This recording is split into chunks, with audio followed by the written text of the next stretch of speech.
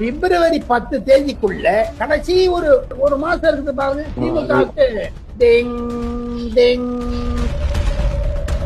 தீய சக்தி என்ற வார்த்தையை அம்மையார் ஜெயலலிதா உபயோகித்தார், எம்ஜிஆர் உபயோகித்தார், இன்று விஜய் உபயோகிக்கிறார். கரூருக்கு பிறகு அவர் நல்ல பாடம் கற்றுக்கொண்டார். விஜய் அவர்கள் சூப்பர் ஸ்டாரில் இருந்து ஒரு சூப்பர் பாலிட்டிஷியன் ஆகிட்டார் தான் நான் நினைக்க முடியுங்க.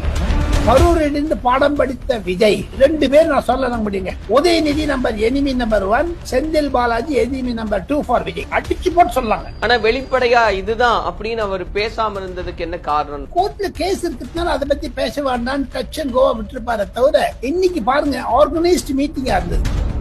இந்த தேர்தலில் கண்டிப்பாக திமுக ஒரு 30-35 சீட் எடுத்தா கஷ்டங்க. நீ எழுதி வச்சுங்க சரவணா.